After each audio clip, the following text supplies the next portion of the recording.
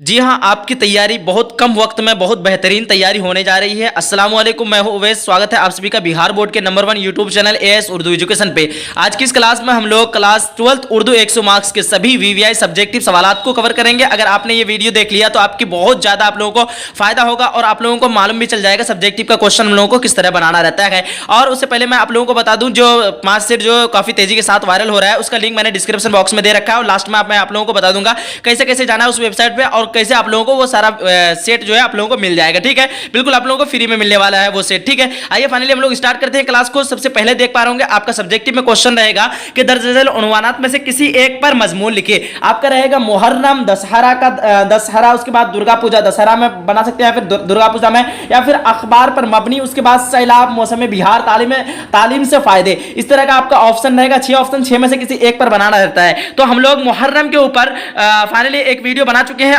और मुहर्रम का आप लोग याद कर लीजिएगा। इस बार चांस है कि मुहर्रम पर आ सकता है और तालीम से फायदा इस पे आ सकता है, तो आप लोग ये दोनों को याद कर लीजिए अच्छे से। उसके बाद फाइनली हम लोग स्टार्ट करते हैं। दूसरा नंबर क्वेश्चन पे आपको पूछ रखा है कि दर्ज झेल अशआर में से किसी दो की तशरीह कीजिए। मैंने जिस पे तशरीह करने का ट्रिक बताया था उस वीडियो का लिंक मैंने डिस्क्रिप्शन बॉक्स में दे रखा है। आप लोग जाइए उस तशरीह वाला वीडियो को देखिए और आराम से 4 नंबर को जो है फिक्स कीजिए। 4 नंबर कैसे आपको उठाना रहता है मैं आप उसमें जो है पूरी तरीके से अच्छे से मैं समझा दिया हूं। 9 मिनट का वीडियो होगा, लगभग 9 मिनट उसी तरह, तो आप लोगों को 9 मिनट के अंदर में उसको पूरी तरीके से मैं समझा चुका हूं। फाइनली फिर भी मैं यहाँ पे सब्जेक्टिव का क्वेश्चन है तो मैं आप लोगों को समझाने की थोड़ा बहुत कोशिश करता हूं।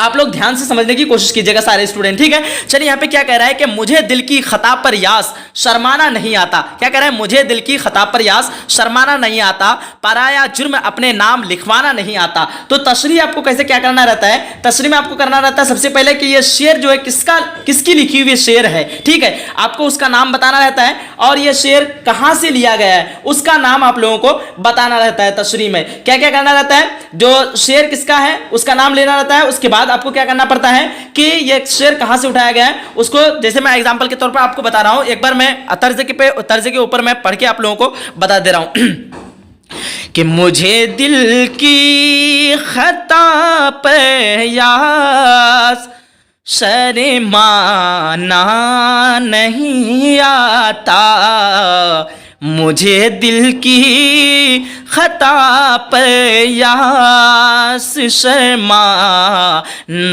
नहीं आता, और पराया जुर्म अपने नाम लिखवाना नहीं आता। कहने का मतलब ये है कि इस शेर को कौन लिखा है। तो सबसे पहले आप लोगों को बताना रहता है कि मुंदरजा बाला अशआर उर्दू के मशहूर व मारूफ पेशे नज़र यानी हमारे निसाब में जो शामिल है पेशे नज़र यगाना चंगेज़ी के ध्यान रखिएगा, ये शेर लिखने वाले इसके मुसन्निफ कौन है?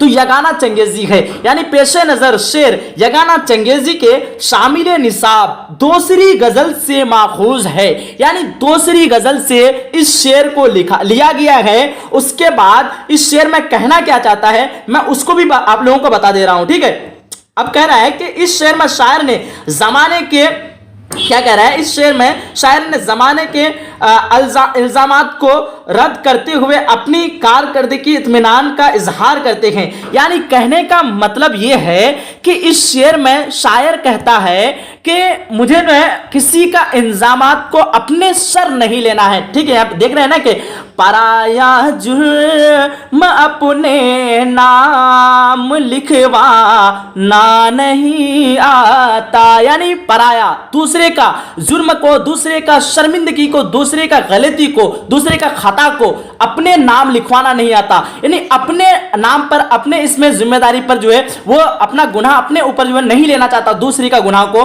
अपने ऊपर नहीं लेना चाहता है। यही ये शेर कहने का मतलब है। ठीक है, बाकी आप लोग तशरीह देखेंगे तो आपको अच्छे से समझ में आ जाएगा। जाएगा। अब देखते हैं, सॉरी ट्रिक वाला वीडियो देखेंगे तो आप लोगों को अच्छे से समझ में आ जाएगा कि कहां पे किस तरह फिल करना है। 4 नंबर आप लोगों का फिक्स होने वाला है। देखिएगा दूसरा नंबर क्वेश्चन पे, यहां पे आपको दूसरा नंबर क्वेश्चन में दे रहा है कि सूरज है गोना मेहरबा है, सरपा नीला साहिबा, ए आसमा दाइम रहे साया तेरा।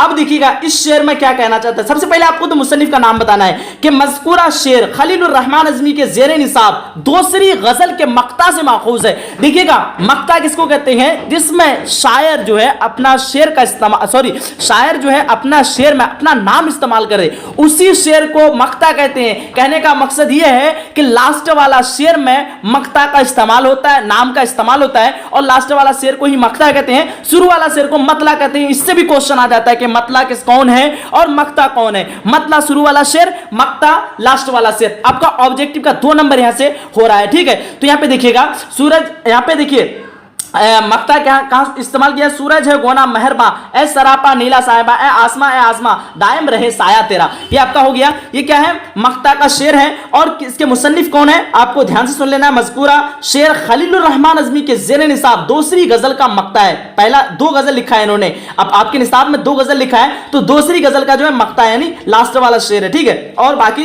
क्या कहना चाहता है इसमें कि चुनांचे शायर कह रहा है कि आसमां को अपना मुहाफिज तस्लीम करते हुए दुआओं से नवाजा है और कायनात का आफाक तसव्वुर पेश किया है। उसके बाद ये लिख देना है, उसके बाद आपको लिख देना है कि चुनांचे शेर कहता है, थोड़ा सा लॉन्ग करने के लिए चुनांचे शेर कहता है, उसके बाद ये वाला शेर आपको उठा करके डाल देना है डायरेक्टली, तो आपका यहां से क्लियर हो जाएगा। आइए तीसरा नंबर क्वेश्चन को देखते हैं। तीसरा नंबर पे यहां पे क्या कह रहा है कि गालिब वजीफा ख्वार हो दोशाह को दुआ कि, और आगे है कि वह दिन गए जो कहते थे नौकर नहीं हूं मैं। अब देखिएगा थोड़ा तर्ज के साथ कि गालिब वजीफा ख्वारी हूं दोशा को दुआ, गालिब वजीफा ख्वारी हूं दोशा को दुआ, वह दिन गए जो कहते थे नौकर नहीं हूं मैं, वह दिन गए जो कहते थे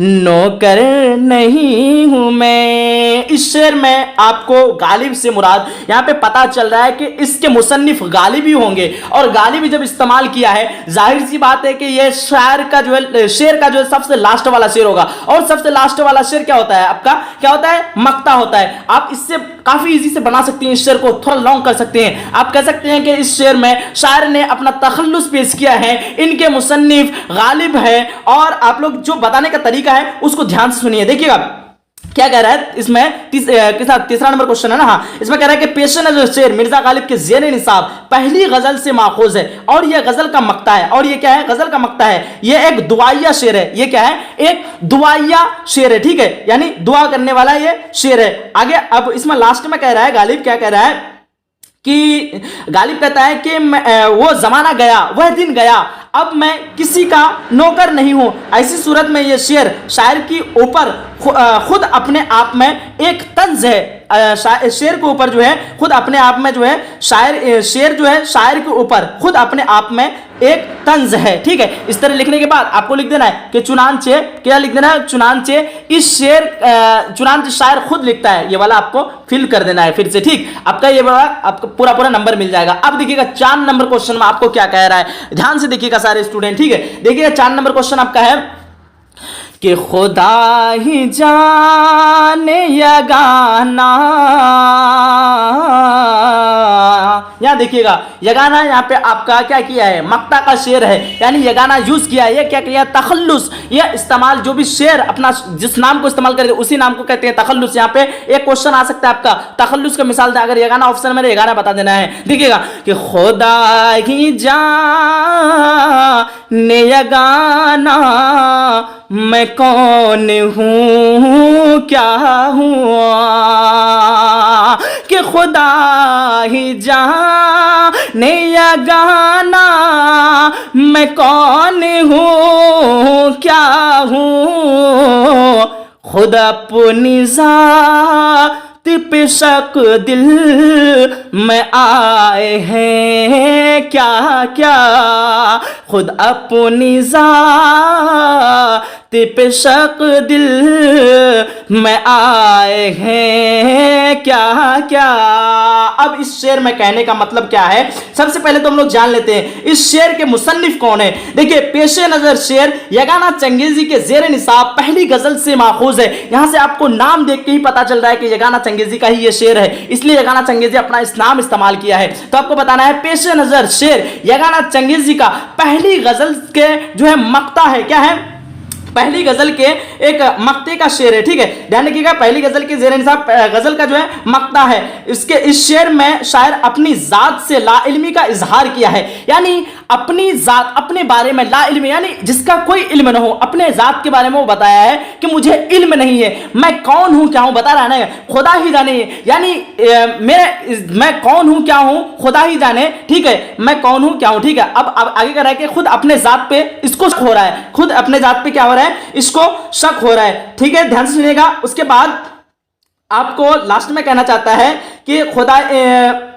मुझे कुछ नहीं मालूम है, मेरी हकीकत का सही इल्म सिर्फ खुदा को ही है, मेरी हकीकत का सही इल्म सिर्फ खुदा ही को है। उसके बाद आपको फिर लिख लेना है कि चुनांचे शायर कहना चाहता है, उसके बाद ये शेर पूरा फिल कर देना है। देखिए, आपको समझ में आ रहा होगा, बिल्कुल ये वीडियो देख के आपको जो बहुत ज्यादा फायदा होने वाला है। कोई भी शेर का तशरीह काफी इजी तरीके से कर सकते हैं। जो भी स्टूडेंट नहीं देखा है वो ट्रिक वाला वीडियो को आप लोग 9 मिनट को देख करके फटाफट से आप लोग फिक्स कर लीजिए 4 नंबर। ठीक है, देखिएगा, अब तीसरा नंबर क्वेश्चन में आपके निसाब में रहता है। क्या पूछता है क्वेश्चन के दरअसल इक्तिबास की तशरीह सियाक व सिबाक के हवाले से कीजिए। सियाक व सिबाक का मतलब क्या होता है, जैसे आपने शेर में पढ़ा कि तशरीह कीजिए, लेकिन इसमें आपका सियाक व सबाक के हवाले से, यानी सियाक और सबाक, सियाक का मतलब होता है शुरू और सबाक का मतलब होता है लास्ट, यानी उस के बारे में यहां से लेकर यहां तक अगर आप एक बार पढ़ेंगे, यानी ये कहां से, इसको भी वही है, ये अफसाना किस्सा कहानी इससे उठाया जाता है, तो ये पूरा पैराग्राफ बड़ा रहता है। ठीक है,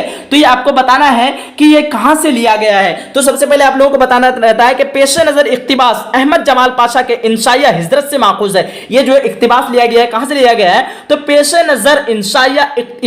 नजर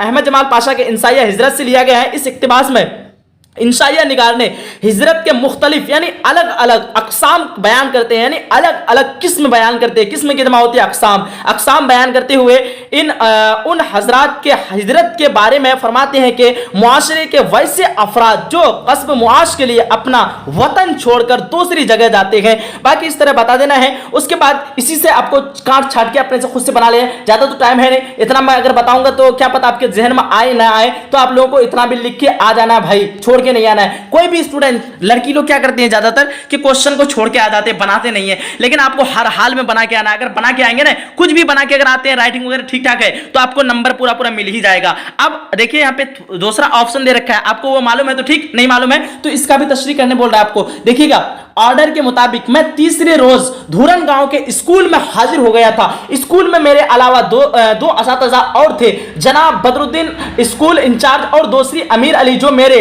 तरह मुआविन मुदर्रिस थे। अमीर अली की सर्विस जो है नौकरी 15 बरस पुरानी थी, उनका पिछले साल ही यहां तबादला हुआ। अब आपको बताना है ये जेर नजर इक्तिबास जो कहां से लिया गया है, मैं आपको थोड़ा बहुत बता दे रहा हूं, फटाफट से ध्यान से सुनिएगा।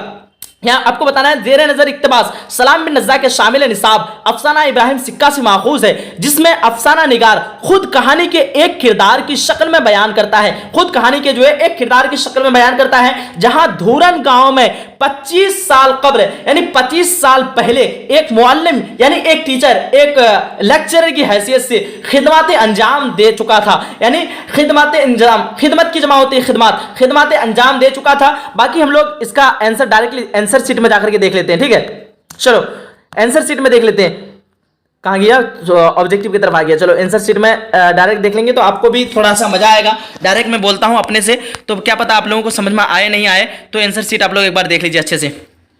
कहां गया, चलो ये तो मुहर्रम वगैरह, हाँ तशरीह का पेश नजर शेर मिर्जा गालिब के, हाँ ये तो हो गया क्लियर। चलो तशरीह वाला, ये वाला हम लोग ये वाला नीचे वाला देख रहे थे, कौन सा नीचे वाला देख रहे थे, जेर नजर इक्तिबास सलाम बिन नज़्ज़ाक के शामिल निसाब अफसाना इब्राहिम सिक्का से माखूज है, जिसमें अफसाना निगार खुद कहानी के एक किरदार की शक्ल में बयान करता है जहां धूरन गांव में 25 साल कबल एक मौलिम की हैसियत से खिदमत अंजाम दे चुका था और अब दोबारा इस स्कूल में इंस्पेक्टर की हैसियत से तानियात हुआ था, जहां बदरुद्दीन और अमीर अली नाम के दो मौलिम तदरीसी खिदमत अंजाम दे रहे थे। दूसरे मौलिम अमीर अली ने इस स्कूल के पास ही एक छोटा सा कमरा किराया पर ले रखा था। अमीर ने इंस्पेक्टर के साहब को अपने साथ रहने की दावत पेश कर दी थी, जिसे इंस्पेक्टर साहब ने बखुशी कबूल कर लिया था। इस तरह धुरन गांव में इंस्पेक्टर साहब की रिहाइश का मसला हुआ। ठीक है, तो आपका ये इतना बना देना रहता है। अब देखिएगा आगे क्वेश्चन फटाफट से देखेंगे, वीडियो लंबी ना हो जाए, इसलिए आप लोगों को मैं थोड़ा थोड़ा फास्ट ही पढ़ा रहा हूं। ठीक है, अब देखिएगा एक आता है आपका तलखीस पेश करने के लिए, क्वेश्चन में ही देख लेते हैं। क्वेश्चन में तलखीस देख लीजिए, किसका तलखीस आपको पेश करने बोल रहा है, कहां गया क्वेश्चन, चलो नीचे आएगा तलखीस वाला क्वेश्चन। तलखीस तलखीस वाला क्वेश्चन किधर चले गया, 7 4 5 तशरीह तो हो गया, चलो या 5 नंबर क्वेश्चन, 5 के बाद 6 वाला क्वेश्चन आना चाहिए। हाँ, 2 नंबर वाला क्वेश्चन का पहले हम लोग जवाब दे देते हैं, देख लेते हैं एक बार फटाफट से। 2 नंबर वाला क्वेश्चन का यहाँ देखिए, क्वेश्चन पूछ रखा था मौलाना आजाद का असल नाम क्या था, तो आपको जवाब देना है। मौलाना आजाद का असल नाम मोहिउद्दीन था। यहाँ पे आपका 2 नंबर का भी तैयारी हो रहा है और 1 नंबर वाला भी तैयारी हो रहा है, क्योंकि आपको ऑब्जेक्टिव में पूछ सकता है इस तरह का क्वेश्चन। मौलाना आजाद का असल नाम मोहिउद्दीन था। उसके बाद इंसान की आखिरी हिजरत मौत है। आपको क्वेश्चन पूछ रखा था कि इंसान की आखिरी हिजरत कौन है, तो बस मौत लगाना है खाली, इंसान की आखिरी हिजरत मौत है। उसके बाद अम्मू ने अपने बेटों से मौत के बाद जनाजा को कांधे देने का प्रॉमिस लिया था। अब यहां क्वेश्चन पूछ रखा था कि किसने अपने बेटों से मौत के बाद जनाजा को कांधा देने का प्रॉमिस किया था, तो अम्मू ने किया था। उसके बाद क्वेश्चन है अली सरदार जाफरी की पैदाइश कब हुई थी, तो अली सरदार जाफरी की पैदाइश 1913, इतना ही तो याद रखना है। उसके बाद देखिए बागो बहार के मुसन्निफ का नाम क्या है, तो बागो बहार के मुसन्निफ का नाम मीर अमन दहलवी है। ठीक है, यहां तक क्लियर हो गया 2 नंबर वाला क्वेश्चन। यहां पे आपका 1 नंबर वाला भी क्वेश्चन का सॉल्यूशन हो रहा है। देखिएगा नेक्स्ट क्वेश्चन 6 नंबर पे, नज्म मुतशायर जफर कमाली की तख्लीक है। आपको क्वेश्चन पूछ रखा है नज्म मुतशायर किसकी तख्लीक है, तो जफर कमाली की तख्लीक है। उसके बाद हर मुल्क माअस्त से मुराद सारी जमीन हमारी है, यानी हर एक मुल्क हमारी है, मुल्क है। ठीक है, उसके बाद देखिएगा कल ई अरबी जुबान का लफ्ज है। कल ई किस जुबान का लफ्ज है, तो कल ई अरबी जुबान का लफ्ज है और उसका माना है रांगा होता है। रांगा जानते हैं आप लोग, जिसको पेंट करते हैं, जैसे बर्तन वगैरह ये सब में क्या करते हैं हम लोग, पेंट लेपा चढ़ाते हैं ना बर्तन वगैरह में, वो जो पेंट कलर चढ़ाता है उसी को रांगा कहता है। ठीक है, ध्यान रखिएगा। और सोना चांद ये जो है सोनार क्या करता है, सोना चांदी में जो चढ़ाता है उसको भी हम लोग क्या कहते हैं, रांगा कहते हैं। ध्यान रखिएगा। तो काफी इजी क्वेश्चन पूछ रखा है आप लोगों को, तो देखिएगा फिर बार बार क्या हो जा रहा है कि आगे पीछे हो जा रहा है, बहुत आप लोगों को भी डिस्टर्ब हो रहा होगा। चलो 2 नंबर वाला क्वेश्चन सॉल्व कर रहे थे ना, कहाँ गया, हाँ चलो आ गया 2 नंबर वाला क्वेश्चन। फिर क्या हो रहा है, उधर हाथ ही नहीं लगाना। चलो ठीक है, अब देखिएगा क्या पूछ रखा है आप लोगों को, काली अरबी जुबान का लफ्ज है और उसका माना रांगा है। देखिएगा आप नेक्स्ट क्वेश्चन का जवाब दिया हुआ है, खतूत गालिब एक मजमुआ का नाम है, उर्दू मुअल्ला है। ठीक है, खतूत जो है गालिब की एक मजमुआ का नाम है जिसका नाम उर्दू मुअल्ला है। ठीक है, जिसका नाम क्या है, उर्दू मुअल्ला, और ओदे हिंदी आप लोग बता सकते हैं। ठीक, अब देखिएगा अच्छा यहाँ पे गालिब के खतूत का एक मजमुआ का नाम पूछ रहा है, तो उर्दू मुअल्ला आपको बता देना है। यहाँ पे पूरा क्लियर हो गया आपका। अब ये क्वेश्चन पूछ रखा था यगाना चंगेजी का वालिद का नाम, तो यगाना चंगेजी के वालिद का नाम जो है मिर्जा गुलाम हुसैन उर्फ मिर्जा प्यारे साहब थे। उर्फ क्या थे, मिर्जा प्यारे साहब थे। मैंने आप लोगों को बता रखा है ना कि उर्फ उसी नाम को कहते हैं जो असल नाम के अलावा किसी दूसरे नाम से मशहूर हो जाए, उसी नाम को उर्फ कहते हैं। ध्यान रखिएगा, इससे भी क्वेश्चन आता है कवायद का। ठीक, शामिल निसाब नज्म मुतशायर जफर कमाली की एक जरीफाना नज्म है। दूसरा क्वेश्चन अब देखिए 5वां नंबर क्वेश्चन का आपको यहाँ पे, सॉरी 6ठा नंबर का जो 5 नंबर वाला क्वेश्चन रहता है उसका यहाँ पे जवाब दे रखा है। आप लोग थोड़ा सा 5 नंबर वाला क्वेश्चन का जवाब देख लीजिए। यहाँ पे आपको बताना रहता है, क्वेश्चन था कि ये नज्म किससे शामिल है, तो आपको बताना है शामिल निसाब नज्म मुतशायर जफर कमाली के एक जरीफाना नज्म है। इस नज्म में शायर ने जरीफाना अंदाज में संजीदा और कार आमद गुफ्तगू है और उर्दू शेर व अदब के ताल्लुक से फिक्र मंदी का इजहार किया है। इसका अगर मैं ज्यादा देर तक पढ़ता हूं तो टाइम ज्यादा लग जाएगा। इसका आप लोग ना एक काम कीजिए, स्क्रीनशॉट ले लीजिए, आप खुद से पढ़ लीजिएगा 5 नंबर वाला क्वेश्चन को। अब देखिएगा दूसरा नंबर में आपको 5 नंबर वाला क्वेश्चन का जवाब दे रखा है कि ज़ेरे निसाब नज़्म गुफ्तगू में शायर ने हिंदू पाक दोस्ती के मौजू पर इजहार ख्याल किया है। यानी हिंदू पाक दोस्ती का मतलब है हिंदुस्तान और पाकिस्तान की दोस्ती के मौजू पर किया है यह नज़्म गुफ्तगू मान ही लीजिए कि गुफ्तगू कर रहा है यानी बातचीत कर रहा है। तो एक हिंदुस्तान और पाकिस्तान के दोस्ती के मौजू पर जो है यह गुफ्तगू किया गया है। हिंदुस्तान और पाकिस्तान एक दूसरे के पड़ोसी मुल्क है, एक दूसरे के क्या है पड़ोसी मुल्क है, लेकिन दोनों मुल्क के दरमियान हमेशा कशीदगी बरकरार रहती है। 1947 ईस्वी से पहले हिंदू पाक दोनों एक ही मुल्क थे और हुकूमत बरतानिया के गुलाम थे, यानी हुकूमत बरतानिया से मुराद अंग्रेजों के गुलाम थे। दोनों मुल्कों के अवाम ने मिलकर एक साथ आजादी की जंग लड़ी और अंग्रेजों की गुलामी से आजादी हासिल किया। आजादी को तो मिल गई मगर आजादी के साथ मुल्क की तकसीम यानी मुल्क की बंटवारा हो गया, अलग अलग हो गया, ठीक है, मुसीबत भी साथ मिली, ठीक है। अब देखिए अब तक हिंदुस्तान की दो बड़ी कौम हिंदू मुस्लिम एक ही मुल्क में मिलजुल कर दोस्ती के साथ रहती आ रही थी, ठीक है। अब देखिएगा यहां से आप लोग खुद से पढ़ लीजिएगा, ठीक।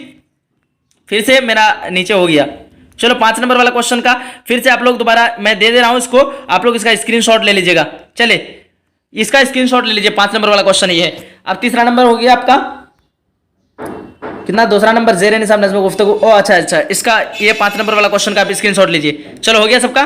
अब इसको ले लीजिए, जितना यहाँ पे लिखा हुआ है ना वो सारा आपको छापना नहीं है, बस आपको 7 से 8 लाइन में छाप देना है, उसके बाद हो जाएगा आपका। इसका भी स्क्रीनशॉट हो गया। अब देखिए अब यहाँ पे इसका स्क्रीनशॉट ले लीजिए आप लोग, यहाँ पे आगे तक हो गया, उसके बाद ज़्यादा लंबा लॉन्ग नहीं लेना है। 4 नंबर का आप लोग फटाफट से स्क्रीनशॉट ले लीजिए एक बार। चलो 4 नंबर का हो गया, उसके बाद 5 नंबर का ले लीजिए। चलो 5 नंबर का भी हो गया कंप्लीट। अब देखिएगा अब क्वेश्चन का जवाब तलखीस तो मैं आप लोगों को बता ही दिया। तलखीस में क्या करना रहता है कि आपको कोई भी पैराग्राफ दे दे, जैसे कि यहाँ पे क्वेश्चन में आपको तलखीस दे रखा है, मैं आपको बता रहा हूँ, 1 मिनट वेट करें सब लोग। तलखीस, हाँ देखिए तलखीस में आपको किस तरह का रहता है क्वेश्चन, मौलाना आज़ाद का सन्नामा यहाँ तो जवाब दे रहा है, जवाबनामा है ये। क्वेश्चन जहाँ पे पूछा है वहाँ पे तलखीस होगा। और 5 नंबर वाला क्वेश्चन भी मैं आप लोगों को दिखा देता हूँ। 5 नंबर वाला क्वेश्चन आपको पूछ रखा था कि नज़्म मुतशायर का खुलासा लिखिए, नज़्म गुफ्तगू का खुलासा लिखिए, अफसाना टोबाटेक्सिन का खुलासा लिखिए, वज़ीर आगा के इंशाइया के ताल्लुक से किन बातों का इजहार किया है, उसमें नज़्म शिकस्त जिंदा का ख्वाब क्या का खुलासा लिखिए, डिप्टी नज़ीर अहमद ने अपने शागिर्दों से क्यों गुस्सा हो गए थे, इसका सभी का जो है आगे बोल रहा है खुलासा करना बोल रहा है। तो इसमें आपको कितना नंबर मिल रहा है, 5 नंबर। ये अगर आ जाए ना काफ़ी ईजी होगा आप लोगों के लिए, ये अगर अल्लाह अल्लाह करके आ जाए आप लोगों का तो काफ़ी ईजी हो जाएगा, ठीक है। जितना भी खुलासा करना रहता है तो उसमें आप लोग कुछ भी बना करके लिख सकते हैं। देखिएगा 7 नंबर क्वेश्चन आपका रहता है तलखीस पेश करना, दरअसल इबारत की तलखीस पेश कीजिए, या फिर इसमें भी एक खुलासा में ऑप्शन देता है, तलखीस पेश करना नहीं आता आपको तो इसका भी कर सकते हैं, दरअसल में से किसी एक का खुलासा कर सकते हैं। कसीदा की रवायत पर रोशनी डालिए, क्या इसमें उसके मैं यूनिवर्सिटी में, ये आपका एक चैप्टर का नाम है नज़्म आवारा का खुलासा, किसी का भी आप लोग इसमें खुलासा कर सकते हैं। तो तलखीस बहुत ज्यादा ईजी रहता है, जो भी स्टूडेंट कमजोर है, जो भी कुछ नहीं पढ़ा है, उसके लिए तलखीस काफी ईजी रहता है। 4 नंबर आप लोग यहाँ से उठा सकते हैं। देखिए दरअसल इबारत की तलखीस पेश कीजिए। तो अब यहाँ क्या है, दीवान घर के आंगन में बैठी कबूतरों को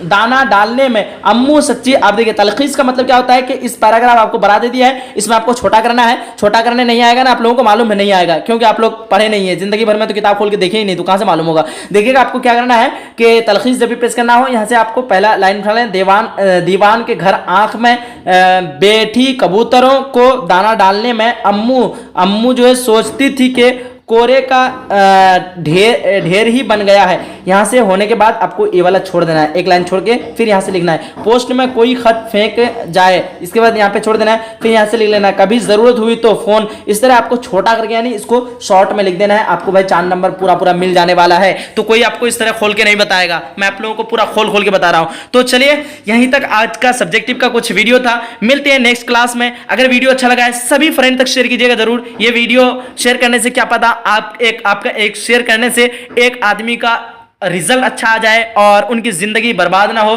30 नंबर कम से कम परस तो आ जाए। क्योंकि मुझे बहुत अफसोस हुआ बहुत ज्यादा कि सभी स्टूडेंट कह रहा था मुझे कॉल करके, सर हमने कुछ नहीं पढ़ा है, क्या करें नहीं करें समझ नहीं आ रहा है, 30 नंबर कैसे लाएं। कोई तो कह रहा था सर मैं आपका पैर पकड़ रहा हूं, हाथ पकड़ रहा हूं, कुछ किसी तरीके से मेरा 30 नंबर लेके आइए। उन्हीं के लिए मैं सब्जेक्टिव का वीडियो लेके आया हूं। ऑब्जेक्टिव में तो आपको अभी याद करना पड़ेगा, लेकिन सब्जेक्टिव का सिर्फ ट्रिक है कि उसको बना लेना है, जो भी आता है दिमाग में उसको बना करके किसी न किसी तरह आपको एक भी क्वेश्चन का जवाब छोड़ना नहीं है, हर एक क्वेश्चन का जवाब सॉल्यूशन करना है। कुछ भी बने कैसे भी बने आपको हर हाल में बनाना बनाना है उसी टॉपिक पर ही उसी तरह घुमा फिरा करके बना ही लेना है किसी न किसी तरह। मिलते हैं एक अगली सेशन में, जब तक के लिए खुदा हाफिज दोस्तों। आप लोगों को अगर क्लास अच्छा लगा है वीडियो को लाइक कीजिएगा, और आने वाला जो क्लास आ रहा है आप लोगों को 2023 के लिए अपने भाई बहन दोस्त वगैरह सारे को जोड़िएगा, क्योंकि मैं आप लोगों के लिए इतना मेहनत करता हूं, तो आपका भी एक फर्ज बनता है कि आप भी एक मेरे लिए एक काम करें और सबको ज्वाइन जरूर करें। इस चैनल के बारे में सभी स्टूडेंट को जरूर बताएं। मिलते हैं नेक्स्ट। तो अगर आप लोग फ्री में उर्दू के सभी सब्जेक्ट का वायरल प्रश्न चाहते हैं तो सबसे पहले आप लोग गूगल पे जाना है और यहाँ पे देख लेंगे BOARDPARIKSH। सिंपल से आप लोग इसी को सर्च करना है, स्पेलिंग ध्यान से देखेंगे आप लोग, इसको नोट कर लेंगे और गूगल में आकर के आप लोग को सिंपली या फिर किसी ब्राउजर में आकर के इस तरह सर्च कर लेना। जैसे आप सर्च करेंगे आपके सामने एक वेबसाइट ओपन होगा जहाँ पे लिखा रहेगा बोर्ड परीक्षा www.boardpariksha.com। देख लेंगे यहाँ इसी में सिंपली आप लोग क्लिक करना है। जैसे आप लोग इसमें क्लिक करेंगे तो आपको हो सकता है अगर नेट अगर स्पीड है तो जल्दी खुल जाएगा, नेट स्लो है तो थोड़ा आप लोग को वेट करना है, खुलने का इंतजार करना। जैसे आपको खुलेगा तो सबसे पहले आपको जो खुलने के बाद आपको इस वेबसाइट में करना क्या है, एंट्री करना है और यहाँ पे आप लोग को लिखा रहेगा PDF डाउनलोड के लिए क्लिक करें। ठीक है, सिंपली यहाँ पे जो भी चीज़ आप लोग को शो कर रहा है एक बार आप लोग को यहाँ पे क्लिक कर देना है और क्लिक करेगा पीछे जाना है।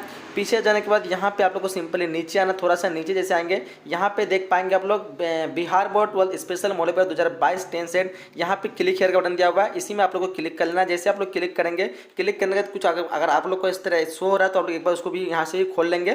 ठीक है, एक बार ओपन कर लेंगे, फिर पीछे आकर के आप लोग को आना है, फिर इस पेज में आ जाने मतलब आ जाएंगे खुद ऑटोमेटिक नीचे आ जाना आप लोग को। नीचे आने के बाद आप लोगों को जो है यहाँ पे देखिए, यहाँ पे आपको सारे सब्जेक्ट के दिया, आप कोई भी सब्जेक्ट ले सकते हैं, लेकिन यहाँ पे बता रहे हैं आप लोग को उर्दू के बारे में, तो उर्दू वाले में क्लिक करेंगे। ठीक है, जैसे उर्दू वाले में हम क्लिक करेंगे यहाँ पे ऑल सब्जेक्ट की मिल जाएगी, तो आप लोग किसी भी सब्जेक्ट की अगर तैयारी कर रहे हैं सभी सब्जेक्ट का वायरल सीट यहाँ पे मिल जाएगा। तो उर्दू वाले में जैसे आएंगे नीचे में आप लोग को आना है और नीचे आते आते आप लोग को जो है यहाँ पे मिलेगा आप लोग को सेट 1 सेट 2 सेट 3 सेट 10 तक इस तरह, लेकिन यहाँ पे जो वायरल हुआ है लगभग 4 से 5 सेट तक तैयार हुआ है। तो आप लोगों को क्लिक करना है, क्लिक हेयर वाला बटन जो दिख रहा है आप लोग यहाँ पे क्लिक कर देना। जैसे आप लोग इसमें क्लिक करेंगे तो हो सकता है कि आपको मतलब लोडिंग होने में थोड़ा टाइम ले।